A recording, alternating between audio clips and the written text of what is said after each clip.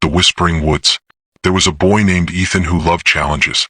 One day, his friends dared him to spend a night alone in the Whispering Woods. The forest was infamous for being haunted, with strange disappearances and eerie whispers reported by those who dared to enter. Ethan, wanting to prove he wasn't afraid, accepted the dare. He packed a flashlight, a sleeping bag, and some snacks, and just before sunset, he stepped into the dense forest. The towering trees cast long shadows, and the air seemed unnaturally still. Despite the stories he'd heard, Ethan told himself it was just a forest, nothing more. As darkness fell, the forest came alive. The rustling of leaves sounded like whispers, and the wind howled faintly, almost like a voice calling his name. Ethan set up camp in a small clearing. He lit a small fire and tried to stay calm, but an uneasy feeling crept over him. Around midnight, he woke up to the sound of footsteps crunching on the dry leaves. His heart raced. He grabbed his flashlight and shone it around the clearing. There was nothing. No animal, no person, just the endless trees.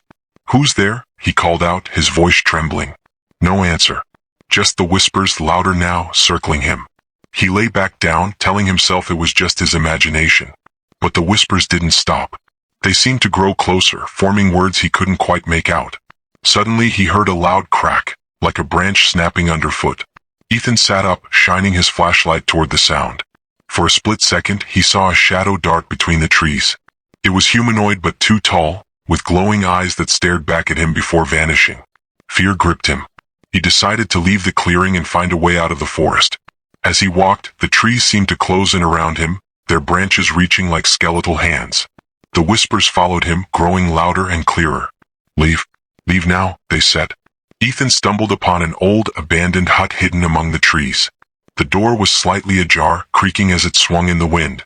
Despite his fear, he stepped inside, hoping for shelter. The air was cold, and the walls were covered in strange symbols carved deep into the wood. In the corner of the room lay a diary, its cover faded and torn. Ethan picked it up and flipped through its pages. The entries spoke of a boy who had come to the forest years ago and never left. The last entry read, "The spirit of the forest won't let me go. If you're reading this, it's already watching you." Ethan felt a chill run down his spine. Suddenly, the door slammed shut, and the room filled with a deafening roar. The symbols on the walls began to glow, and a shadowy figure appeared, its eyes burning like fire. "Why are you here?" the figure growled, its voice echoing like 1,000 whispers. Ethan dropped the diary and bolted out of the hut. The forest was alive now, the trees shifting, the ground trembling beneath his feet. He ran blindly, the shadow chasing him, its voice ringing in his ears. "You cannot escape." Just as the shadow lunged at him, the first rays of sunlight pierced through the trees. The shadow screamed and dissolved into the air. The whispers faded, and the forest returned to silence. Ethan stumbled out of the woods, exhausted and shaken. He vowed never to return.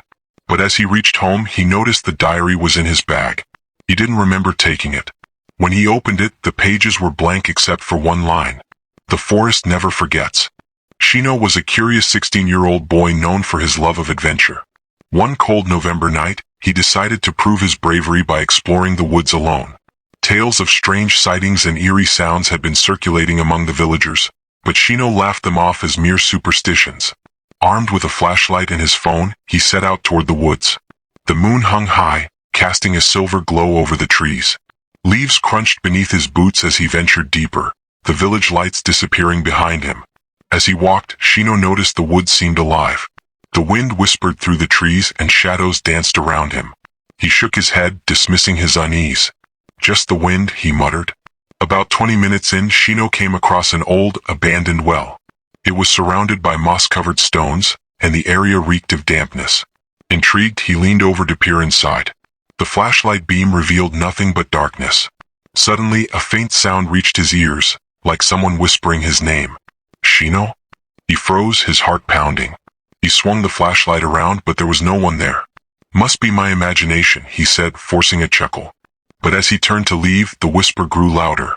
This time it wasn't his name, it was laughter. Low, guttural, and chilling. Shino's legs felt heavy, but he forced himself to walk away. The laughter followed, growing louder and more distorted. It echoed through the trees, seeming to come from all directions. Panic set in.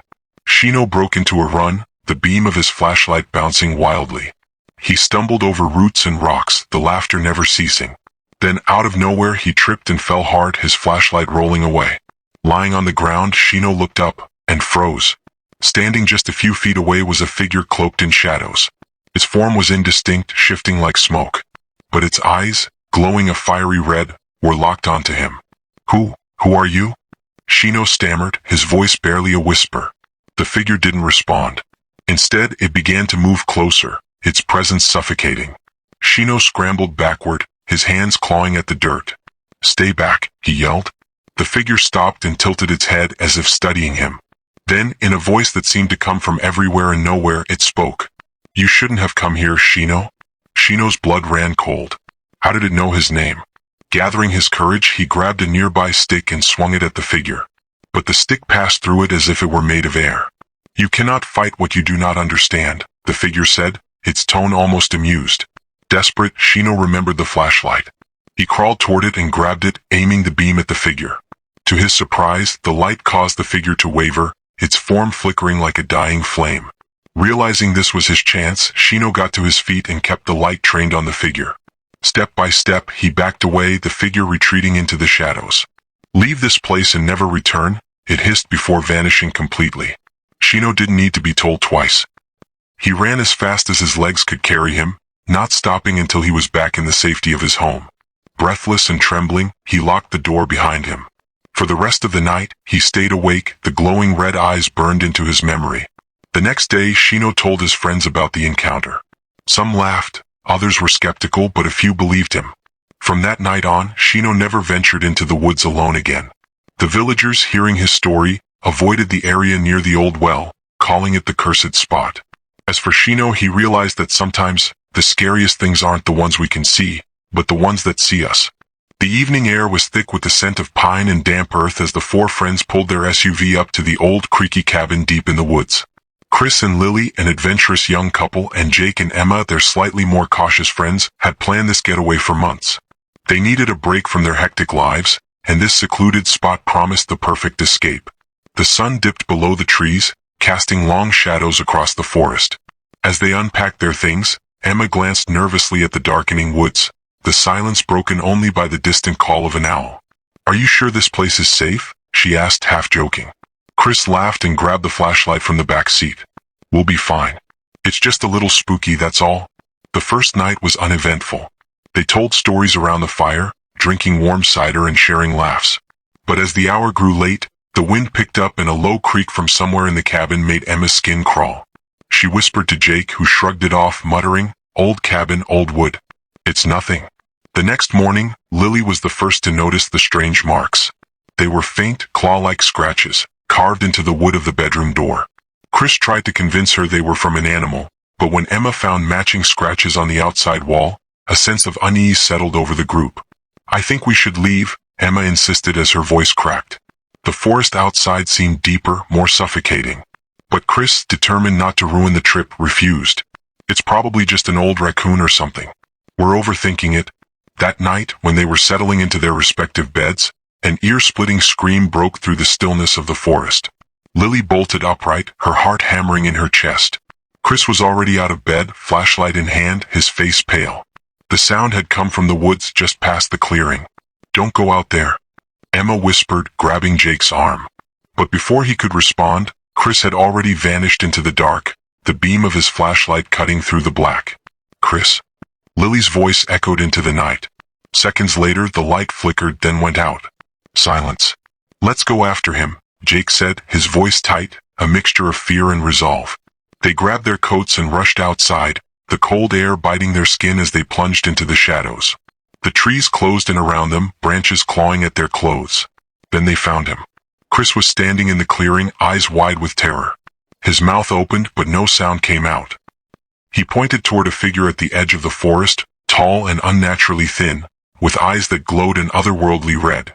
Run, Chris whispered, but before they could move, the figure lunged. They scattered, each sprinting in a different direction. Emma's scream pierced the night, and Jake skidded to a halt, spinning around to find her. The clearing was empty. No Lily, no Chris, no Emma, only the wind whispering through the dark woods. A faint rustling came from behind him. Jake turned, but all he saw was the same pair of eyes watching him, unwavering. He took a step back, his pulse pounding. Then he realized it wasn't the forest that was watching him. It was something else, something that had always been there, waiting for them to come close enough. The darkness closed in. In the deep, uncharted reaches of the Black Hollow forest, where the trees stood like ancient sentinels and shadows seemed to twist in the moonlight, two boys dared to tread. Theo and Elias were best friends, both 16, with a reckless sense of adventure that led them far from the beaten path. The forest was rumored to be haunted, spoken of in hushed voices by the elders in their village. They said it was a place where time and reality blurred, where the trees whispered secrets to each other, and something unseen watched from the dark. The boys had come seeking the lost shrine of Alaric, a legendary place said to be hidden in the heart of Black Hollow. Stories claimed that whoever found it would be granted an unfathomable power, but none who had gone looking ever returned. It was exactly the kind of tale that fired the imaginations of two thrill-seekers. As they ventured deeper, the forest grew denser, the air thick with a damp, earthy scent. The faint moonlight struggled to pierce through the canopy, casting an eerie twilight that seemed to dance around them. Every snap of a branch, every rustle of leaves sent a shiver down their spines. "It's just the wind," Theo said, trying to convince himself as he looked over his shoulder. Elias, always the more cautious of the two, glanced nervously from side to side. "Are you sure we're still on the path?" Elias asked, his voice cracking slightly. Yeah, Theo reassured, though doubt lingered in his eyes. He was no tracker, but he was certain they'd been walking for hours. The forest had a way of warping distance, making a short journey seem endless. Suddenly, Theo's foot caught on a root, sending him sprawling forward. He let out a gasp as his hand brushed against something cold and smooth. Sitting in the dirt was a carved stone figure, half covered by moss. Its face was grotesque, eyes hollow and mouth twisted in a silent scream. A chill settled over Theo and he shot to his feet, wiping dirt from his palms. "Look at this," he whispered, his voice strained. Elias leaned in, eyes wide with a mix of awe and dread. "Where did it come from?" Elias said, trembling as he glanced around. The shadows seemed to deepen, the trees growing taller, their gnarled branches clawing at the air like skeletal hands. Before Theo could answer, a guttural noise erupted from the darkness. It was like a growl mixed with a deep, rattling hiss. The boys froze, their hearts pounding as if they would burst. The sound grew louder, approaching from all sides, an invisible circle closing in on them. "It's just an animal," Theo said, trying to sound confident. But the sound of twigs snapping and leaves rustling was no animal he'd ever heard. Elias reached for Theo's arm. "We need to go now." They turned and ran, limbs flailing as they stumbled over roots and rocks, the eerie noise trailing behind them, growing ever louder. The moon seemed to fade, and the forest grew darker, as if the trees were swallowing the light. Theo glanced over his shoulder and saw something tall and thin with limbs that stretched and twisted like a marionette's. It had no face, only a dark, gaping void where its eyes should have been. A flash of terror seized Theo's heart, making him stumble and fall. Elias skidded to a stop, grabbing Theo's arm as they scrambled backward. The creature moved toward them, limbs disjointed, each step sending a shudder through the ground. The boys could see its shape now. It was made of shadow and sinew, a nightmarish mockery of a human form. "Get up!" Elias shouted, pulling Theo to his feet as the creature's noise grew into a bone-chilling screech that echoed through the forest. They stumbled, half running and half falling, until they broke into a clearing. In the center, an ancient stone altar stood, moss-covered and worn, but unmistakably man-made. The altar was marked with carvings, symbols that seemed to writhe in the light of their flashlights. The boys skidded to a halt, their breaths ragged as the creature closed in on them, its screech now a terrible, deafening roar. Theo's eyes fell on a carving that looked like an eye surrounded by swirling lines.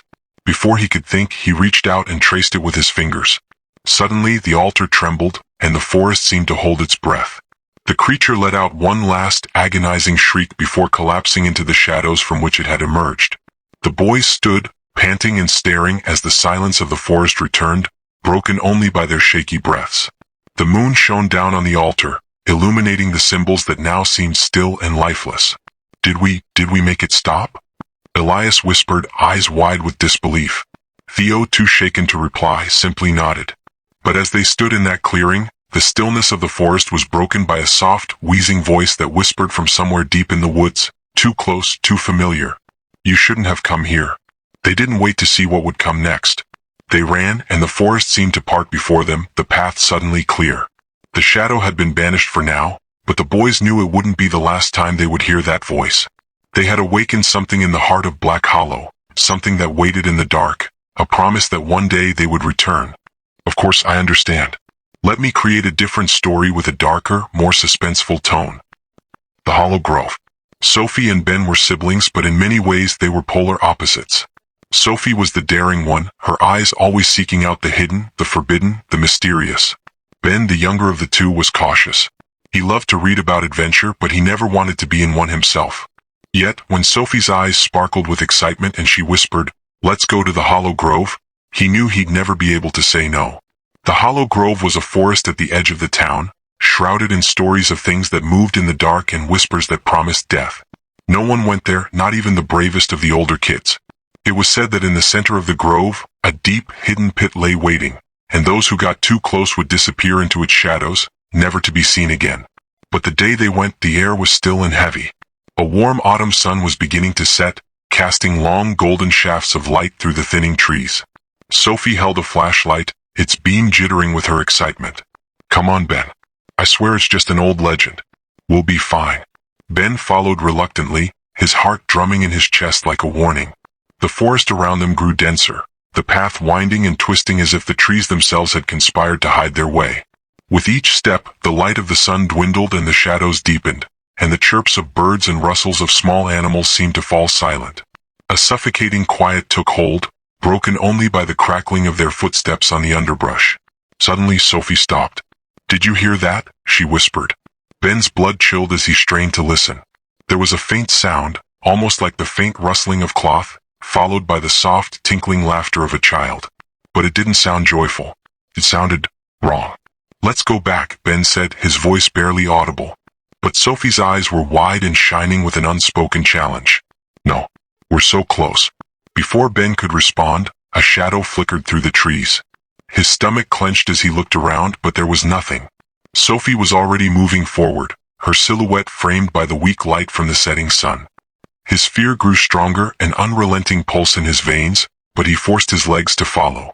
The trees opened up into a small clearing, and in its center was a shallow, ancient pit, surrounded by gnarled roots and jagged stones.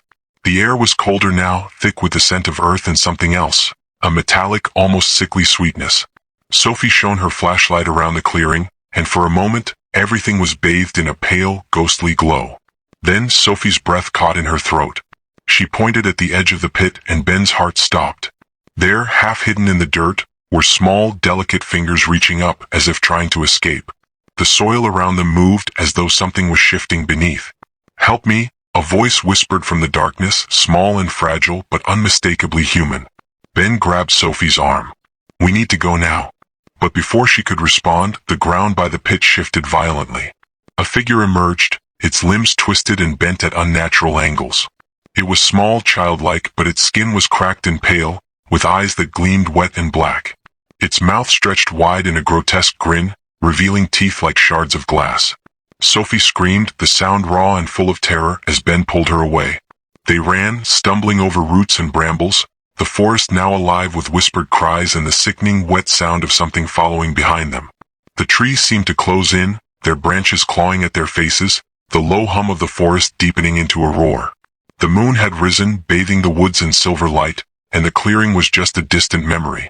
They broke free from the thicket and stumbled back into the town, hearts pounding, breath ragged. The next day, the townspeople discovered an old, tattered journal near the edge of the Hollow Grove. It belonged to a child who had vanished years ago. The last entry read, "It's so cold and I can't stop hearing them. They're in the pit and they want me to stay." Sophie and Ben never spoke of what they had seen, but the woods watched them, its branches shifting like fingers, and on silent nights, the town would hear the faint, hollow laughter, as though a dozen lost voices were playing in the dark. The Hollow Grove remained untouched, but no one dared enter, not even the bravest. Because some stories are true and some legends come to life when you least expect it.